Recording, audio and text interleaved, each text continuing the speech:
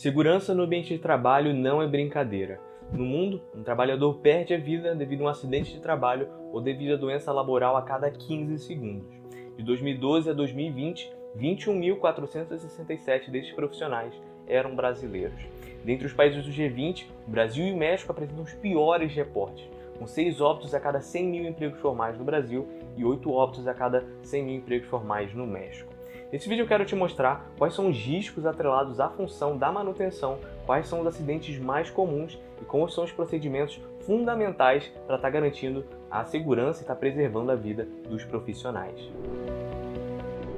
Sabemos que durante a operação da manutenção existem riscos que são atrelados a todas as intervenções e todos os procedimentos que ocorrem no dia a dia da manutenção. Então, se eu vou fazer uma intervenção em uma máquina, ali eu vou ter riscos atrelados que têm que ser muito bem mapeados, muito bem analisados e muito bem mitigados para estar preservando tanto a vida do manutentor que vai estar fazendo a manutenção, quanto das pessoas que estão em volta. Então, se eu estou fazendo uma intervenção elétrica, eu tenho que fazer toda a minha análise, minha APR, meu checklist, para estar garantindo as condições de trabalho adequadas. Se eu estou fazendo um trabalho em altura, da mesma forma, se eu estou fazendo um trabalho em um ambiente perigoso e tudo mais. Por isso que a gente está fazendo essa série de vídeos que a gente vai estar falando sobre manutenção e segurança. Esse aqui é o primeiro vídeo que a gente está fazendo, então já fica ligado para você estar acompanhando os outros temas. Aqui a gente vai estar abordando de uma forma geral quais são os procedimentos mais fundamentais, o basicão e o resumo de todos esses procedimentos, dessas normas, falando mais geral da manutenção. Nos próximos vídeos a gente vai abordar de forma mais específica os outros temas, então intervenções em altura, vamos falar de NR35, intervenções em espaço confinado, intervenções em locais de difícil acesso, a gente vai estar abordando esses temas, então já fica ligado e aguarde os próximos vídeos. Agora falando dos riscos do ambiente, das condições de trabalho mesmo, que o operador da manutenção pode estar se submetendo ali. Então, se eu estou falando de um ambiente industrial, é muito comum ali que eu tenha a questão de insalubridade devido a agentes físicos, né? Então, primeiramente a questão do ruído devido à própria operação do maquinário e das vibrações e tudo ali que está ocorrendo, acaba sendo um ambiente insalubre, que isso é regulado pela própria NR15. Outros exemplos também, se a gente está falando de uma fundição, por exemplo, eu vou ter a questão do calor e da temperatura, das chamas que podem estar ocorrendo ali, que também podem estar infligindo essas condições de risco desses agentes físicos. Outros exemplos aqui para mencionar também, eu posso estar falando desde questões de radiações ionizantes, não ionizantes, ou também questão de frio e umidade, dependendo da aplicação e da indústria.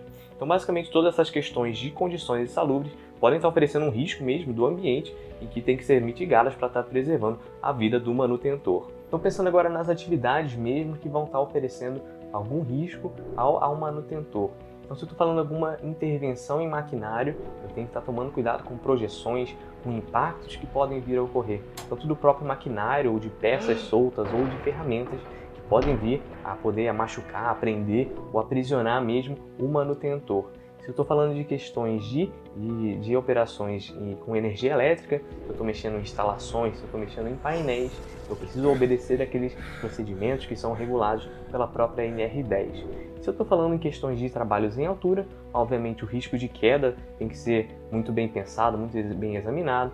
Se eu estou falando de uso de plataformas elevatórias, se eu estou falando de uso de guinchos e pontes rolantes, eu tenho que também fazer todo um estudo e uma análise para estar mitigando esses riscos. Também eu destaco aqui a questão de gases inflamáveis, se eu estou trabalhando com vasos de pressão, com gás natural, ou com caldeiras, ou todos esses tipos de intervenções que eu tenho algum risco de chama, algum risco de produtos inflamáveis também, tem que ser muito bem pensados e muito bem elaborados todos os procedimentos de segurança para estar mitigando esses riscos. Agora vamos estar dando uma olhada nos dados de acidentes que o próprio Ministério de Trabalho divulga, quais são as causas dos acidentes mais comuns que estão infligindo aí os profissionais em todo o Brasil.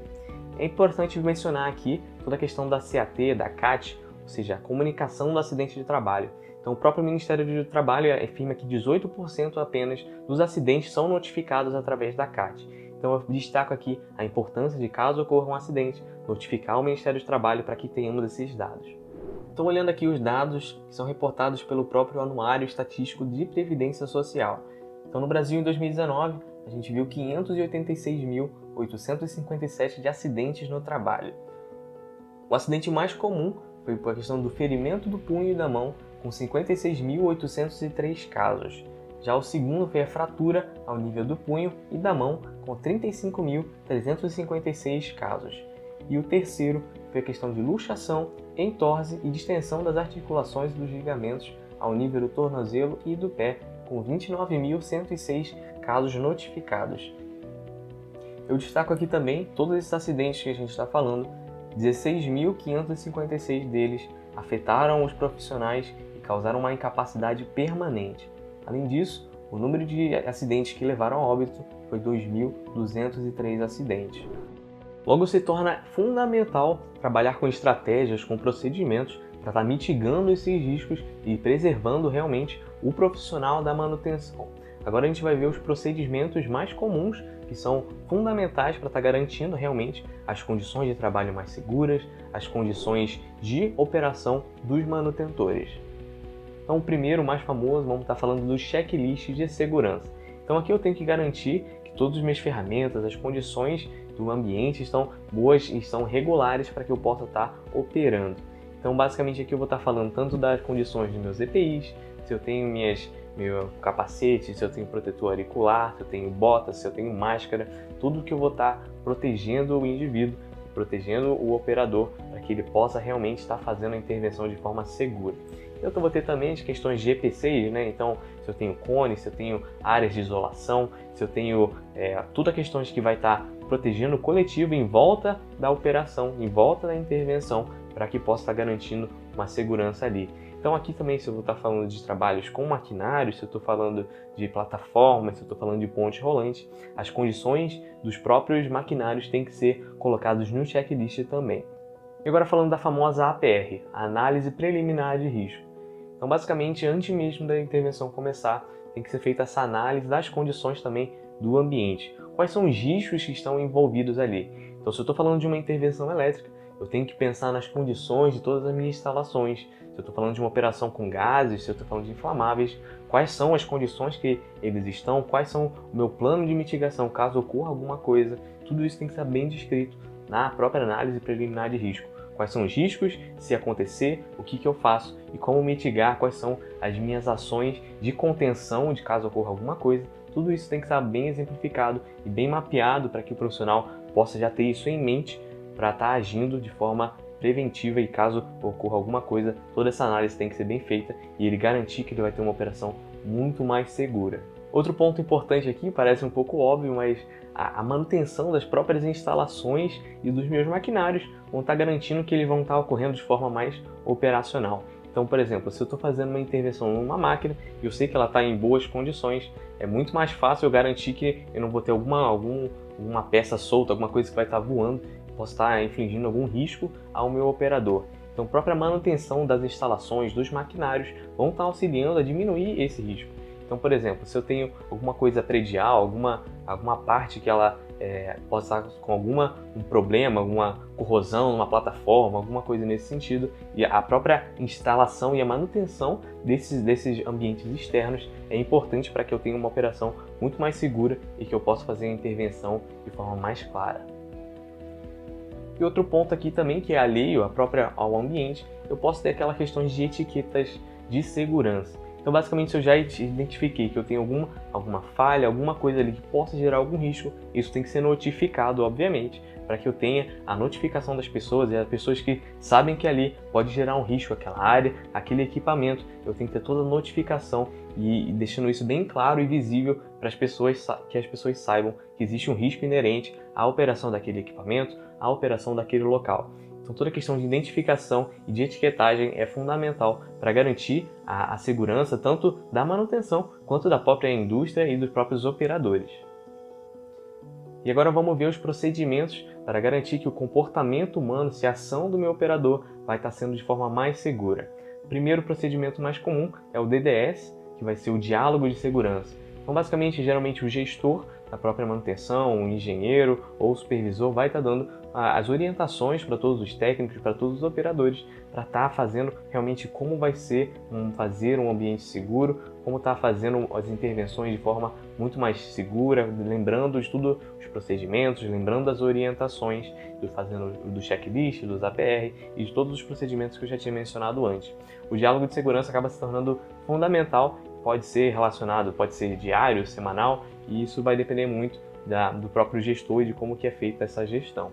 Outro exemplo aqui também, se relacionado ao comportamento humano, obviamente todo profissional da manutenção tem que ser bem treinado para que ele conheça muito bem todos os procedimentos que a gente está falando aqui, como que ele deve se comportar, como que ele deve se expor de forma inteligente a esse risco, sempre sabendo dos procedimentos, como que ele deve estar evitando tudo isso e como que ele pode estar se comportando a não se colocar em risco em qualquer situação e como que ele pode estar sabendo os procedimentos e sabendo do risco que ele está se submetendo ali. E por último, mas não menos importante, eu tenho a CIPA, que é a Comissão Interna de Prevenção de Acidentes. A CIPA geralmente vai estar tanto relacionado com a manutenção quanto com a própria segurança do trabalho, para garantir realmente que eu tenho uma comissão que está atento a todos os procedimentos, a todos os riscos que eu tenho envolvido na minha planta, na minha indústria, para garantir ali, sabendo quais são os riscos que eu tenho. Olha, essa máquina aqui, ela tem esse tipo de risco, vamos fazer toda uma intervenção nela para mitigar esses riscos. Então é todo o acompanhamento de todos os casos e como que está sendo feita toda a gestão para garantir uma operação muito mais segura. A CIPA tem todo esse papel e ela é de fundamental importância para estar ajudando e preservando a vida dos profissionais. Então a nossa intenção nesse vídeo é fazer um panorama geral desses riscos que são atrelados à manutenção e segurança e os procedimentos básicos. A gente vai estar explorando nos próximos vídeos quais são os procedimentos específicos relacionados à NR35, à NR10, NR12 e por aí vai. Então a gente vai ter exemplos muito mais práticos em que a gente vai estar falando sobre as aplicações em específico. Então já se inscreve no canal para não perder esses vídeos que vai ter muito conteúdo e vamos poder estar levantando esse tema, levantando esse assunto da manutenção e segurança agora aqui no mês de abril. Obrigado pela atenção e até mais.